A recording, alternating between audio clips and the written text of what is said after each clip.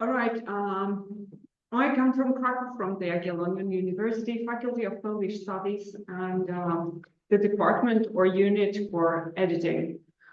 So maybe just to give you a bit of a background, I'm an editor, the one that would probably find common language with Chaucer editors that wouldn't work with AI. And also, it's not only about scholarly editing, but in our department, we have an editing program. So it's in general about editing, working with texts as in books, but also on the internet and teaching students how to do this.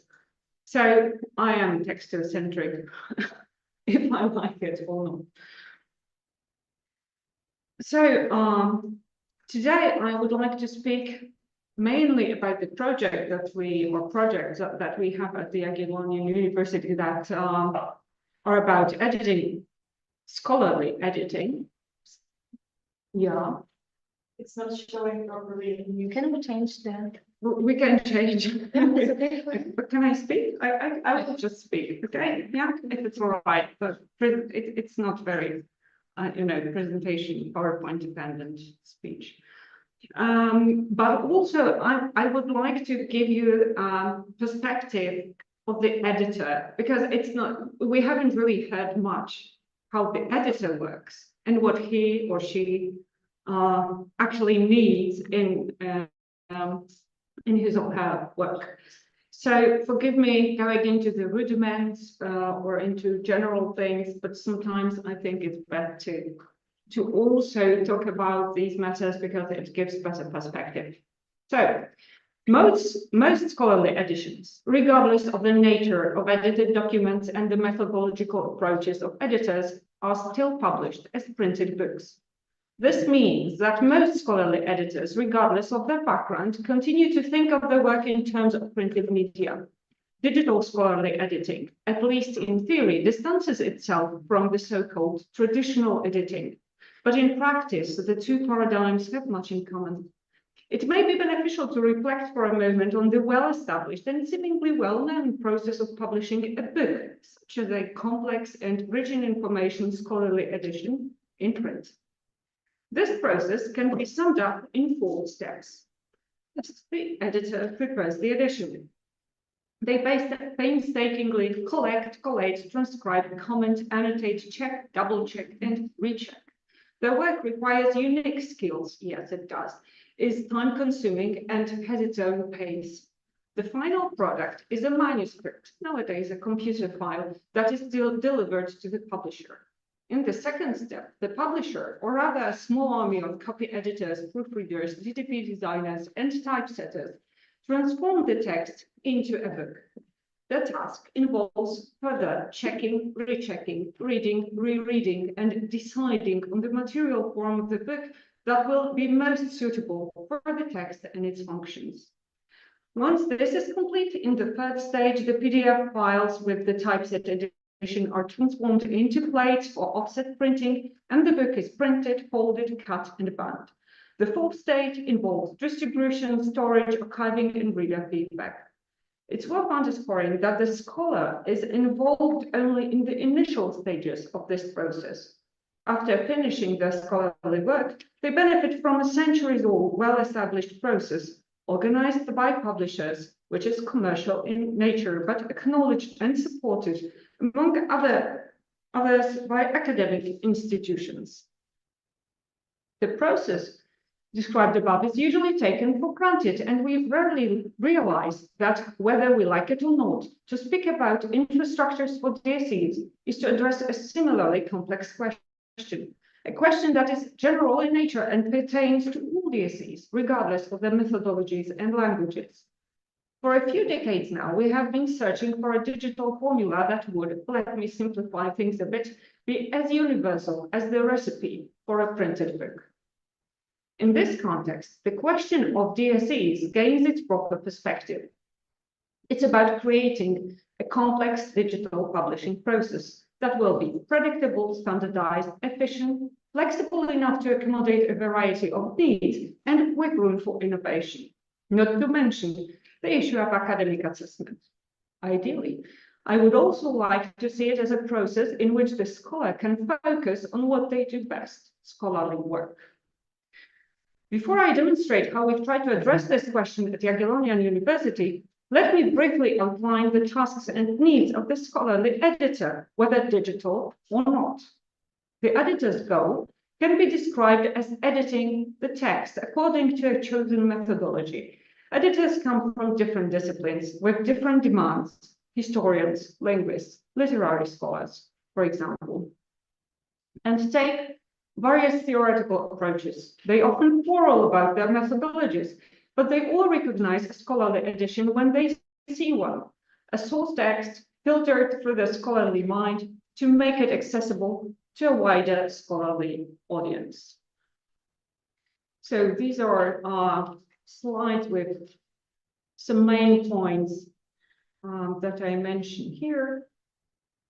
And here is the characteristic of a scholarly edition that it brings new knowledge about the edited text, its transmission sources, etc., and opens it up to further scholarly investigations, for example, digital humanities ones. From a literary scholar's point of view, it's worth noting that in any edition, printed or digital, the text can be presented as rigid and final or as fluid and ever-changing, depending on the editor's perspective and decisions. Editorial work always requires the aforementioned tasks: collecting copies, collating, transcribing, commenting, annotating, compiling apparatus, or providing multiple versions, etc. All of these tasks involve constant rereading of the text, the closest kind of reading there is. The editor reads to establish the correct meaning, eliminate errors, and best serve the needs of the edition's intended audience. This work requires continuous searching for all kinds of information to better understand and explain the text. One might say that if we weren't editors, and if there was no GPT, we could be information brokers. Then comes the footnoting, or linking the edition to the existing body of knowledge. Show me a scholar who does not dread this part of their job. It is often overlooked that each of these time-consuming tasks involves choices and decisions for which the editor bears responsibility. This means that no serious edition is produced without thorough checking, double-checking, and rechecking of every detail. The editor's work is invisible when done well. It only attracts attention when an error is made and noticed. Editors are accustomed to it. It is the path they have chosen, whether entirely consciously. This remains another question. The purpose of this excursion into the rudiments of scholarly editing is to demonstrate that a scholarly edition, even a digital one, is much more than just XML work or visual representation. Compared to 25 years ago, when I first embarked on this path, scholarly editing has become somewhat easier. My first edition required copy, and I think this will also show you, especially our colleagues from the West, where we are when it comes to digital scholarly editing. So my first edition required copying the text from a 16th century edition by hand with pencil in a rare collections reading room. I then typed the diplomatic transcription into my dad's computer, rewrote it in a modernized version, and added commentary, which meant spending hours in the library taking notes and later transforming them into footnotes at home. My PhD project involved traveling across Poland to access all 800 rare book copies that were essential for my research. A few years later, I had my first laptop, and online resources began to appear, allowing me to focus more on the text itself rather than on the challenges of commuting. In recent years, I fell under the mischievous spell of DSE. I hoped they would further ease my onerous editorial tasks. I also dreamt of results surpassing the printed edition. Some of my hopes were fulfilled. For example, thanks to Transcribus, I can have my diplomatic transcription in an instant, compare copies, and search for information online.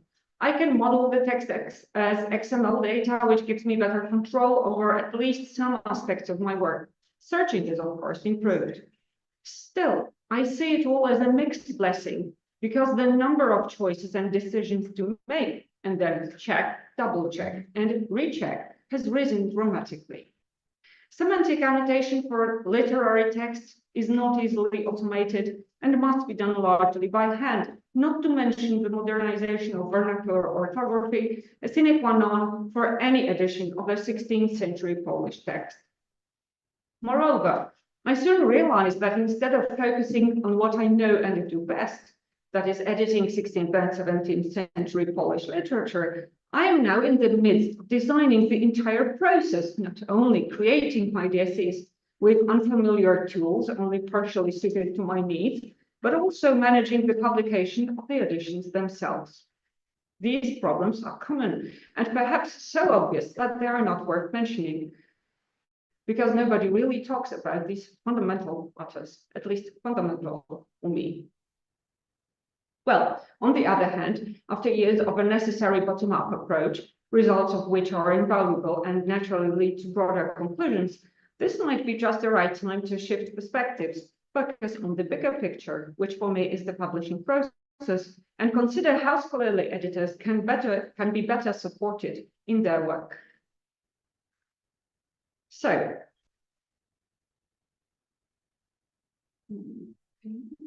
doesn't work. That's on the transmission. Present the transmission. All right, so here is a few facts about scholarly editing, and now to the most important part, probably. So our answer, the Jagiellonian digital platform is supposed to be our answer. It is realized as part of the flagship project Digital Humanities Lab, managed by Professor Jan Rybicki, and especially its editorial component, LabEdit, and is our attempt to address this question. It is rooted in our experience as scholarly editors and can be seen as an effort to establish the process for creation and publication of DSE. It is not only about a workflow for a particular edition, but a general framework in which editors can realize their scholarly projects and receive assistance while focusing on what they do best, which means editing the text. Our main focus is on those who would like to create their DSEs from scratch as digital projects. And our partner on this journey has been the TI publisher team, from whose experience we have immensely benefited. So the planned framework will include codification of general good practices, of possible workflows, data modeling schemes for different types of editions, blueprints for various types of DSEs compatible with data models, that is model applications, then tools, hosting, and guidance and assistance from the JDP team.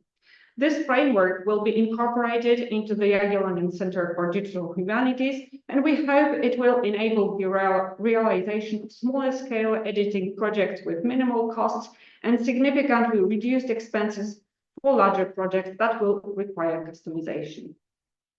The creation of good practices, workflows, data models, and blueprints, which I see as part of the publishing process rather than scholarly work per se, is based on sample materials and pilot projects that serve scholarly goals.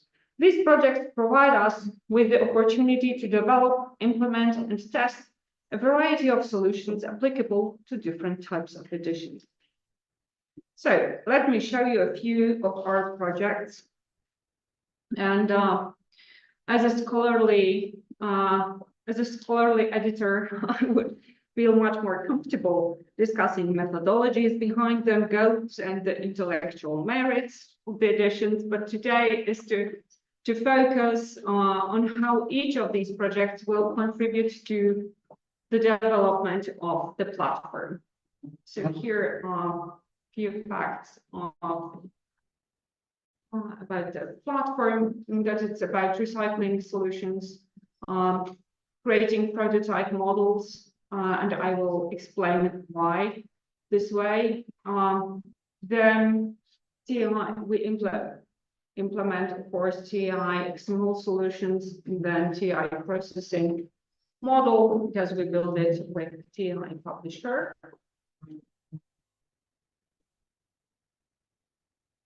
All right, so the general goals for the platform is that the projects that are created and presented within the framework will be interoperable, accessible, and sustainable.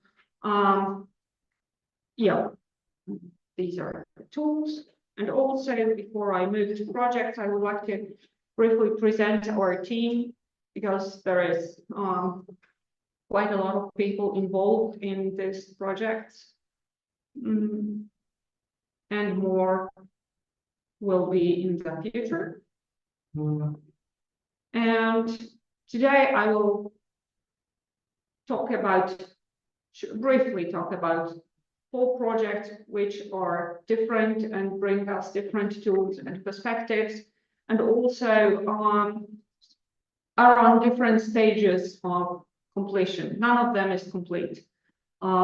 Maybe Neo-Latina, which is a revived project, is the most advanced one. But I think it will actually be best to start with the last on this slide, that is works by Piotr Skarga, which is the first digital project, a massive one, and the first one that I have been involved in as a scholarly editor, the first digital project. So the idea is to create a digital scholarly edition that in print will comprise 12 volumes. So it's a massive amount of text. Just to show you the quantity of data that we are dealing with, text is data. Yeah? So Piotr Skarga was a renowned preacher, turn of the 16th, 17th century in Poland. Influence of his writings was immense. The 4 bards that were mentioned yesterday were probably all of them read Lives of the Saints by Piotr Skarga, work that doesn't have a scholarly edition. So our aim is to create a digital scholarly edition as a basic edition, our primary edition, and then to export the data and adapt it for a printed edition. For we still think that it is necessary for a writer of this rank to have a printed edition as a milestone. So the idea, because it's a massive edition, my idea was, well, okay, if I'm writing this project, I'm writing it as a digital edition, and I want the digital tools to help me with my work. So I don't want to make a traditional edition. I know how to do this. I know how onerous it is. I can foresee problems. So I would like the digital tools to help me. So we are now, after 2 years, we have most of the texts transcribed. We will be given just a modernized transcription and facsimiles without any closer link between the two. The general goal of this edition, the aim is to give a text to make it available for scholarly research and for readership. It will be commented. We are identifying the sources, intertexts. We are explaining anachronisms in terms of language. Also providing some explanations when it comes to people, places, important terms, theological terms, historical occurrences, and stuff like that. So it's actually about making this text available, nothing too fancy. But these texts, and this is important, they all use same sources. So the idea was that I would like to reuse quite a bit of the content when it comes to commentary. So our solution for this, that my wonderful team of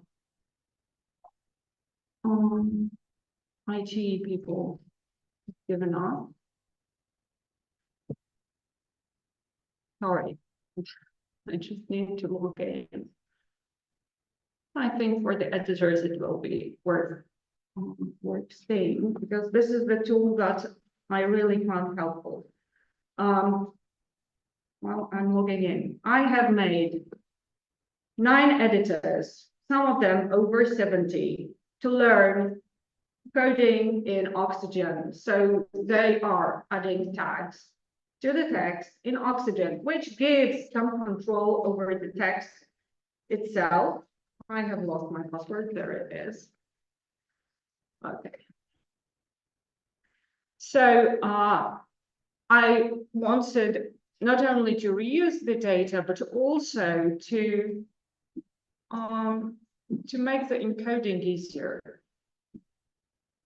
So this is basically a database which will be made available through API, and we are adding IDs from this database to our text in Oxygen. So we have divided the records into categories: people, places, linguistic comments, other terms, then contextual notes that are not really reusable, but only applied to one particular place in the edition. Then I don't see what else we have. We have quotations. This is crucial. Biblical quotations, because Skarga heavily depends on the Bible and quotes it all the time, and other quotations. And then something that allows us to control what has really happened in the edition. So we add biblical quotations. And these are the quotes. The actual text is just for us for orientation. It is pasted down from the Jagiellonian Bible available everywhere. We won't be providing them with the edition. We will be just giving the for quotation. This was a tricky one to build, because we wanted to be able to add references to different editions, not only to Latina, for example, or the actual 16th century edition, but also the work from which Skarga took these references, because we can trace them. So the layers of information are really thick here, and this tool is really helpful. I know it's not tagged as well as it could be, but here is the question of economy: what we are able to do, what we are not able to do. And this tool is to help us control. So we have started commenting not so long ago, and it will work or it won't, it does. So here you can see the code, which is far from perfect at this stage. And you can see the links to annotations that have been linked with particular place in the edition. So this is just the tool for us to control what we have actually done with the edition, and if we like it or not, if we are going to change it or not. And after Mike's talk, I feel tempted to use ChatGPT to generate these bios, actually, because it's a huge base. And this approach, I can see the profits right now, because from time to time I bump at a sermon that I have to add 2 or 3 elements into the database, and otherwise I can just attach the links. So here it is really helpful. How we are going to transfer it into print remains another question. What will the final goal be? But this is the project that lies under the whole platform and other things that we're doing. This one is made from scratch. Others, like Latina, I will be brief with the other ones. 5 minutes. Yeah. Okay. Oh, come on. Maybe this way. So this one is about revival and also about providing a blueprint or a model application for edition that contains a text, translation, facsimiles. You can go through, yeah, you can see the functionalities yourself. You can choose the text, you can choose the font. We have just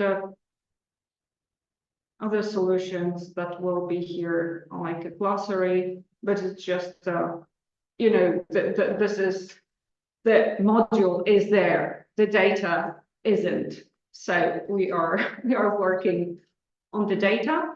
This is the project that started in early 2000s that was available at the Jagiellonian University Library web page, but it stopped, you know, it lost its charm, and also it was outdated technically. So we have taken it as a long-hanging fruit to test some solutions and have some models. And so there is a searching model, so on.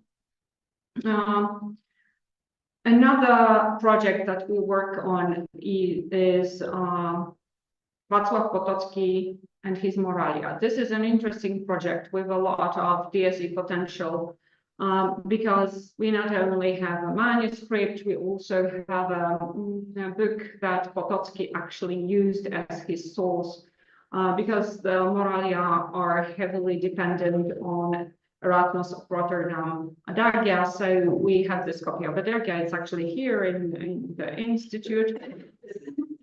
Here we are testing transcripts. We have trained a model for a massive manuscript. It's 1,200 pages. So it works quite nice. We are verifying the transcription. It was necessary because we wanted it to be correlated with the scans. We will also further use this project to experiment with semi-automatization of modernizing the orthography.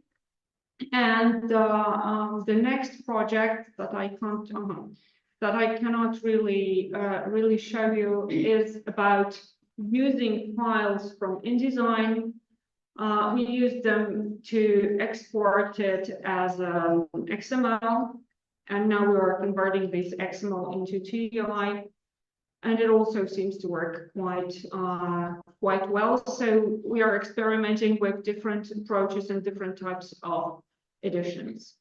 So we have also trained one more model. This is also because we try to implement what we do into our teaching. So we have also, actually my colleague who was present here, Joanna Hołatkiewicz, she has taken students' works and trained students' transcriptions and trained a model for Polish Szwabacher, which you may test. It's a public model in Transcribus available for everyone.